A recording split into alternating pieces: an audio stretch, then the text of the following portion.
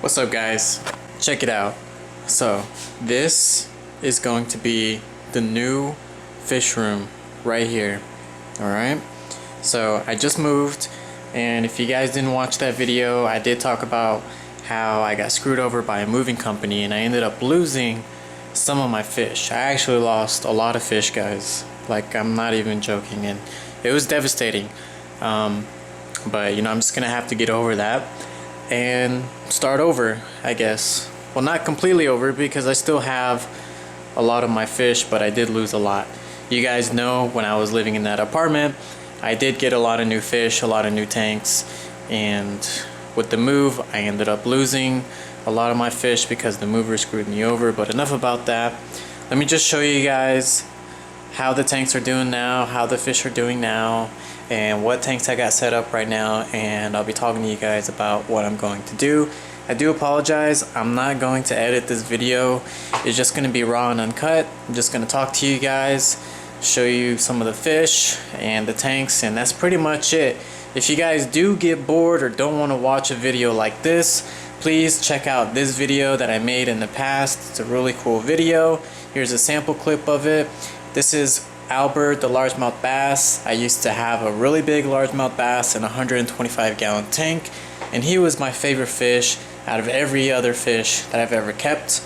But check out that video, I promise you won't be disappointed. Or you can check it out later after this video, or whenever you get bored. Doesn't matter, it's up to you. But alright, so here we go. 125-gallon tank.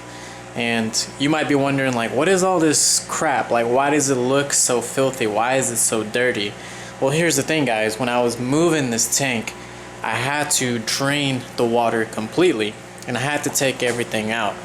Now, you might be thinking, well, why don't you just have it back to the way it looked? When you set up your tank again and you want it to cycle faster than normal and make it safe for the fish, you got to put a bunch of things in there that has beneficial bacteria. So all these rocks, all this material, this substrate, this sponge filter, and I actually had like 3 more sponge filters in there. They all contain beneficial bacteria, which is crucial for these fish to survive. Without it, then I would have to wait like a month for the water to be safe for these fish, and I wasn't gonna have these fish in a bucket or a container for a month while this tank gets cycled. So I set up this tank, filled it with water, dechlorinated it, and I put some bio balls. I just put as many things in there as possible. I even got the dirty sponge filters and I squeezed them into the tank water and just dirtied it up as much as possible. And you might be thinking, why would you dirty up the tank? Again, that dirt, that nasty stuff, all that dirty stuff is what generates all that beneficial bacteria, and that's what fish need to thrive. Of course, it's gonna cause also lots of ammonia, but that's why you have a filter like this one here. And I had it run about a day before I started to put these fish in here, and I did put them all at once. And yes, it is risky, because when you set up a tank, you don't want to put too many fish in at once. That's how you can kill all your fish and cause a ammonia spike. But luckily, I had so much material in here, so much substrate, rocks, sponge filters, and there's also like a crap load of bio balls in this canister filter. It has like 4 trays of bio balls in here, and all of that harbors beneficial bacteria. So because of all of that, the fish are fine. I don't plan on doing a water change here until about another week or so. Just want to keep everything stable and level as far as water parameters go. Let me update you guys on some of the fish. The tinfoil barbs, I thought they were gonna die because they were freaking out in the container that I had them in, but they're actually doing okay. But their eyes are a little messed up, but their eyes are healing. They had what seems to be Popeye, where it's like their eyes are like a little foggy, as you can see there. And I am treating them with medicine. So let me show you guys the medicine that I'm using. So this is the medicine that I'm using. I started to switch over to the Imaginarium brand. This is called Bacterial Infection Remedy. So here's what it looks like. Here's the front. Now the reason why I got it is because of what it said right here. It said that it was for Popeye, and that's what it looked like my tinfoil barbs were going through. And looks like they're getting better.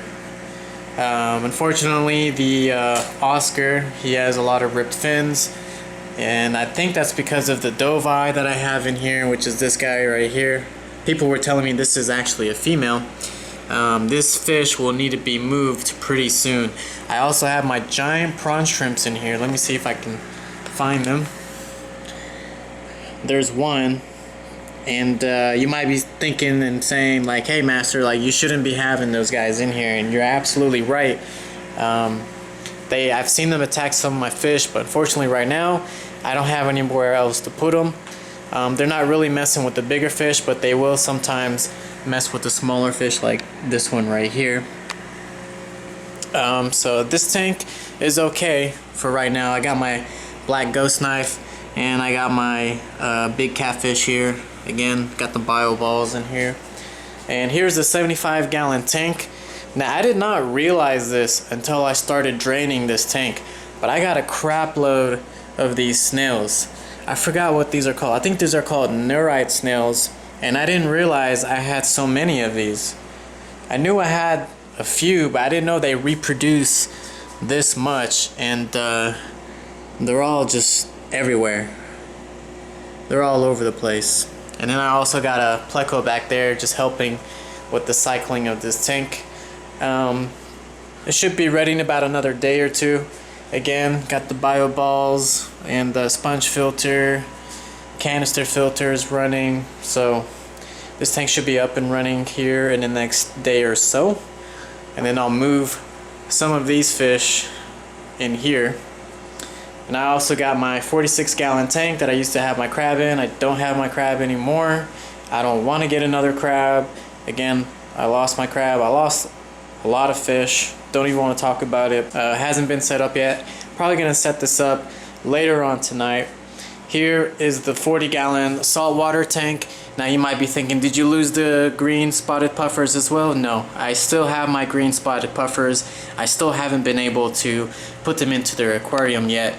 And as you can see, I just set this up, and you can tell because I just threw in as much stuff in here as possible. Like this is the sponge for the hang on the back filters that I use. Has lots of beneficial bacteria, sponge filters, rocks, sand, bio balls, everything. And I got 3 hang on the back filters, so I'm pretty sure this is cycled, but I just tested the salinity of this tank and it is way too high. So I put way too much salt into this aquarium, so I need to actually drain probably like 30 to 40%, and then I need to add some fresh water in here. The salinity was about 1.30, so it was way too high for the green spotted puffers, so there's no way I'm going to be putting them in here right now. I'm going to be putting them at a salinity of 1.021, so once I get that leveled, then I'll go ahead and throw them in here. And I got this shelf right here. Now I want you guys to tell me if this is a good idea or not. So I got this shelf because I wanted to have 3 shelves, one for the 40-gallon. The second one, I was thinking of putting maybe another 40-gallon, buying a 40-gallon, putting it here. But these shelves, each of these can hold only about 650 pounds. Do you guys think that a 40-gallon is about that weight, or does it weigh more than that? What do you guys think? So far, this is a 40-gallon breeder, and it's doing just fine at this bottom shelf. So I don't know. I'm also going to be putting a wood board here where the tank will be sitting on, and hopefully that will make it more stable.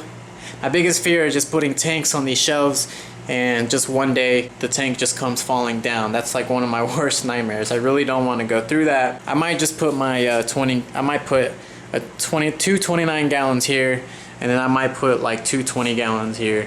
Let me know what you guys think. Do you guys think that's a good idea or no? I'm gonna go ahead and feed these guys so you guys can see the meat real fast. Alright guys, so I just got a little bit of krill. Let's see if they snack on this. I'm gonna throw in a little bit at a time first. And Texas Ciglet just got it. Let's try another one. Oscar got that one. I think I'm just gonna dump it all now. That way they all get some. hopefully I can catch the Bisher eating. Alright, just dump that bad boy in there. And everybody eats.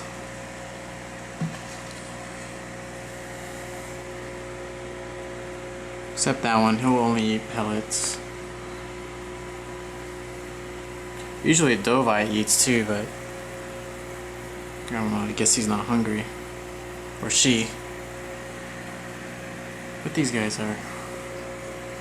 Look at that Oscar. I should have cleaned the glass. I do apologize, by the way, in advance.